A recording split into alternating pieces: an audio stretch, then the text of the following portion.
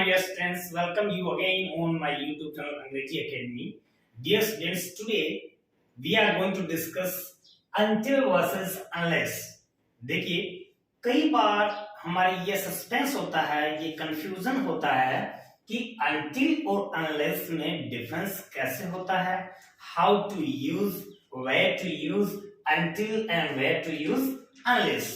देखिए, सबसे पहले वीडियो स्टार्ट करने से पहले, ये टॉपिक स्टार्ट करने से पहले मैं आपको एक बात बता दूं कि जो until है और unless है वो हर एग्जाम में पूछा जाता है, चाहे वह एरर डिटेक्शन में हो, चाहे वह ऑप्शन के रूप में हो। आपको जैसे कि मान लीजिए मैंने दे रखा है, मेरा जो थंबनेल है उसमें मैंने इंडिकेट कर रखा है कि नेवी, एयरफोर्स, एनडीए ये हो गया। फिर उसके बाद में टीचर्स के जितने भी एग्जाम होते हैं, रीट का एग्जाम है, उसके बाद में आपका टीचर्स के जितने भी एग्जाम है, फर्स्ट ग्रेड मान लीजिए, सेकंड ग्रेड मान लीजिए, आप इनसे रिलेटेड। और दूसरी बात, और 12th बोर्ड के अंदर, 12th स्टैंडर्ड के अंदर भी आपको एक क्लोज के रूप में ये वाली चीजें हैं वो पूछी जाती हैं। तो आज हम स्पेशली इन्हीं दो चीजों के ऊपर फोकस करेंगे कि until का यूज कहां करना है, unless का यूज कहां करना है, until और unless होते क्या है। सबसे पहली जो हमारी बात है वो यही है कि until जो है उसकी जो वर्ड मीनिंग है, उस until की जो स्पेलिंग है वो UNTIL होगी। हम बहुत सी बार UNTILL ये लिख देते हैं। ये हमारा जो स्पेलिंग एरर होता है, ये जो मिस स्पेल्ड वाला होता है, उसमें आपसे पूछेंगे, पूछा गया है, पूछ सकते हैं। Is it clear? This is my point. Clear? देखो, अब हम बात करेंगे कि until क्या है और unless क्या है। देखो, सबसे मेन चीज तो मैं आपको एक बात बता दूं कि until तो हमेशा कंजक्शन होता है, और until जो है, सॉरी, unless हमेशा कंजक्शन होता है, और until जो है वो प्रीपोजिशन भी हो सकता है। प्रीपोजिशन देखो, एक शॉर्ट में डिफरेंस बता रहा हूं आपको मैं। प्रीपोजिशन जो होता है, देखो समझना ध्यान से, ये एक थोड़ा सा डीप बात मैं आपको बताने जा रहा हूं। प्रीपोजिशन और दूसरा क्या होता है आपका, कंजक्शन। दूसरा क्या हो गया भाई, कंजक्शन। तो कंजक्शन हमेशा अपने आगे क्लोज लेगा, कंजक्शन अपने आगे हमेशा क्लोज बनाता है, और प्रीपोजिशन हमेशा अपने आगे क्लोज नहीं बनाती है, क्लोज नहीं बनाती है। देखो, अब हमारी बात क्या आती है कि एक दो मैं सेंटेंस लिखूं यहां पर। मैं यह लिखूं कि he will wait, he will wait until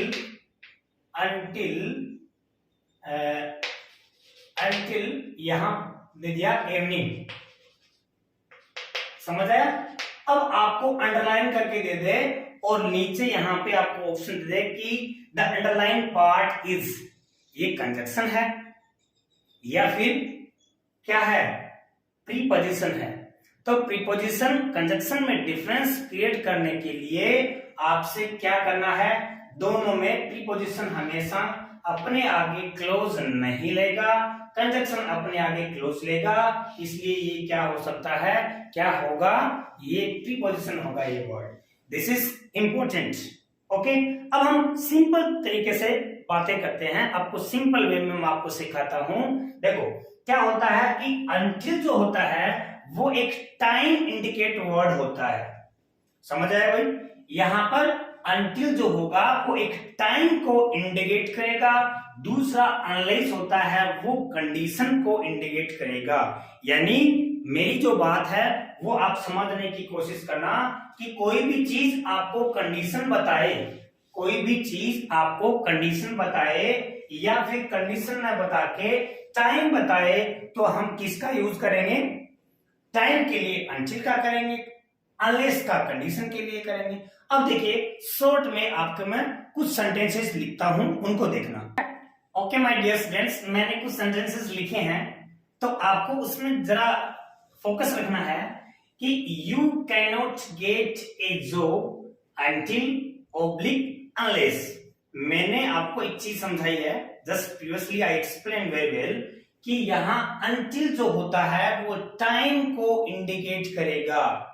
समझ आ रहा है? जैसे कि इनको समझाने से पहले मैं आपके लिए एक सेंटेंस लिखता हूं। जैसे मैंने यहां लिखा STAY, stay here until I come, stay here until I come, जब तक मैं न। तो ये जो until और unless है, तो एक चीज का ध्यान रखना, until और unless वाली आगे जो क्लोज बनती है उस क्लोज के अंदर कोई भी नेगेटिव वर्ड नहीं आएगा, because these two word do not take any negative word, because these are already negative. समझ रहा ना मेरी बात को? यहां इस until और unless के साथ में जो क्लोज बनती है वह क्लोज अपने साथ में कोई भी नेगेटिव वर्ड नहीं लेगी। ये चीज आपको एरर डिटेक्शन के अंदर पूछ सकते हैं। Is my point clear? ध्यान रखना, यहां मैंने लिखा कि stay here until I come, it means आपको यहीं स्टे होना है जब तक मैं न आऊं। समझ रहे हो ना मेरी बात? जब तक विजय माल्या नहीं आएगा तब तक मैं बैंक नहीं जाऊंगा। तो ये चीजें जो है, ये दोनों इसके आगे वाली जो क्लोज बनती है उसमें कोई भी नेगेटिव वर्ड जो है ना वो यूज नहीं करेंगे। एक चीज समझ में आ गई आपको? आपकी एग्जाम जो है कंपटीशन एग्जाम है, उस कंपटीशन एग्जाम के अंदर आपको क्या दे सकता है? कोई भी नेगेटिव वर्ड देगा। अनटिल और अनलेस के साथ में बनने वाली जो क्लोज है उस क्लोज के साथ में कोई भी नेगेटिव वर्ड देगा। उस नेगेटिव वर्ड में क्या मानी जाएगी? एरर मानी जाएगी, बिकॉज ये अपने आगे कोई भी नेगेटिव वर्ड नहीं ले रहे हैं। अब देखिए, आइए समझते हैं हम इनको। तो देखो यहां पर क्या बता रहा है? टाइम को इंडिकेट कर रहा है कि आपको यहीं स्टे होना है, ओके, जब तक मैं न आऊं। यानी कि वह पॉइंट ऑफ टाइम को, यानी कि मेरे आने तक आपको you have to stay here. Clear? अब देखो यहां कह रहा है कि you can not get a job until unless, दोनों ऑब्लिक में दिया मैंने, यू वर्क हार्ड। देखो इसके अंदर कंडीशन बन रही है। जब तक कंडीशन बनेगी, कोई भी चीज के अंदर कंडीशन बनेगी, यानी कि उस क्लोज के अंदर कंडीशन बनेगी, तो वह कंडीशन किस में आएगी? अनलेस में आएगी। अनटिल का यूज नहीं करेंगे। जब तक ये कह रहा है, देखिए आपको जॉब है वो, जब एक सेंटेंस ऐसा ही ओ लिखता हूं मैं, ऐसा ही सेंटेंस एज इट इज लिखता हूं कि you can not pass, you can not pass unless you work hard, unless you work hard। जब तक तुम कठिन मेहनत नहीं कर लेते, तुम क्या नहीं हो सकते? पास नहीं हो सकते। तो शर्त हुई कि नहीं हुई? क्या शर्त हो गई? कि तुम्हें एक जो है एग्जाम को पास करने के लिए, एक अच्छी जॉब लेने के लिए you have to work hard, otherwise you will fail, otherwise you will not get a good achievement. Clear है ना? तो यहां पर ध्यान रखना, ये क्या शो हो गया? शर्त बता रहा है। तो you can not get a job, तो इसमें अनटिल नहीं आएगा, अनलेस आएगा। अनलेस के आगे कोई भी नेगेटिव वर्ड यूज नहीं किया है। उसके बाद देखिए, unless you do not work hard you will not pass. तो देखो वही सेंटेंस हो गया।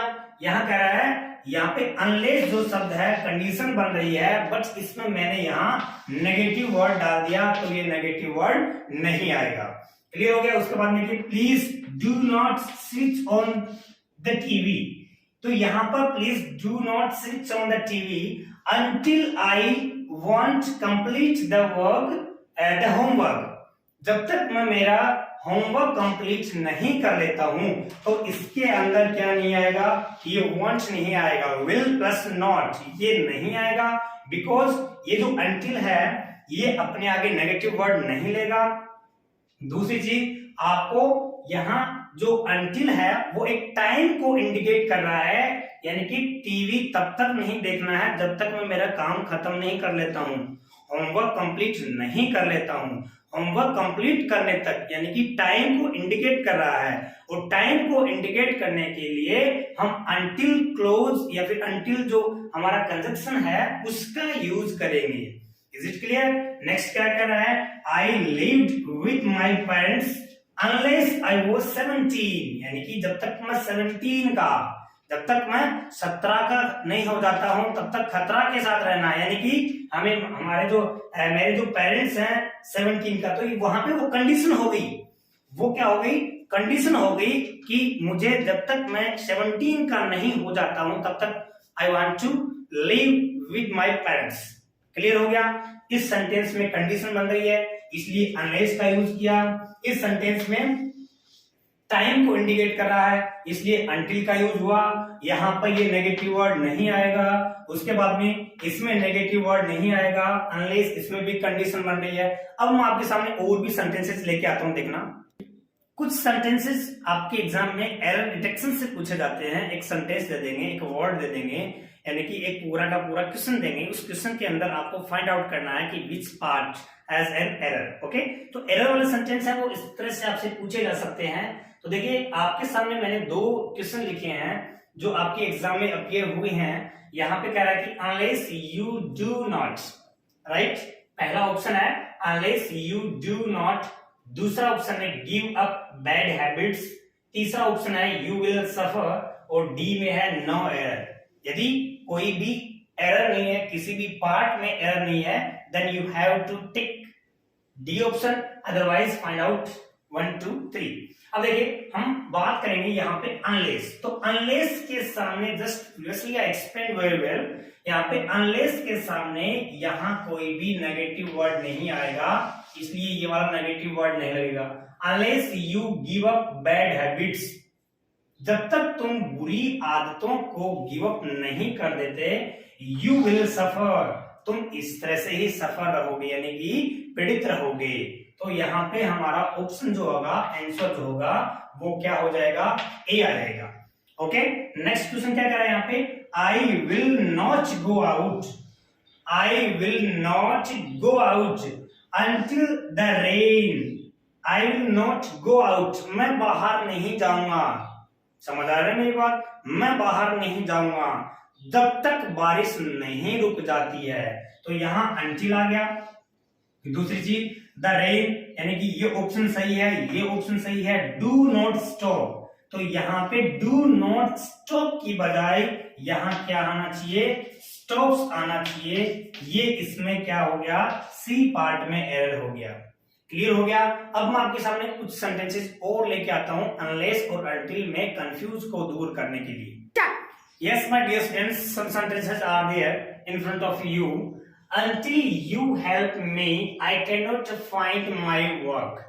देखिए, इस सेंटेंस में मैंने कुछ एरर डाली है, स्पेशली यहाँ ये जो until शब्द जो लिखा है, until जो वर्ड लिखा है, उसमें ये क्या कर रहा है कि until you help me। अब इसके अंदर दोनों क्लोज में कंडीशन बन रही है।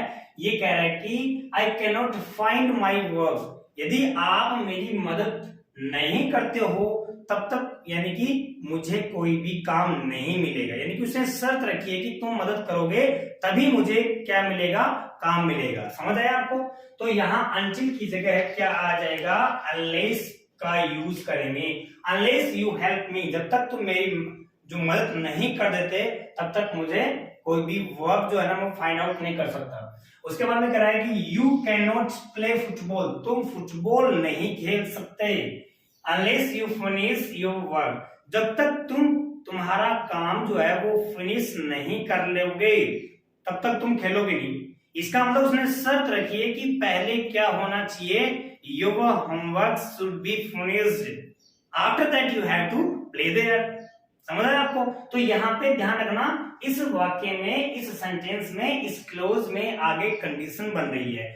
उसके बाद में क्या रहा है कि unless a country grow more grain, जब तक कि कोई भी कंट्री है अधिक से अधिक ग्रेन, अनाज को नहीं उगा लेती है, तब तक it can not be rich, तब तक वह रिच नहीं हो सकती, धनवान नहीं हो सकती, प्रॉस्पर नहीं हो सकती।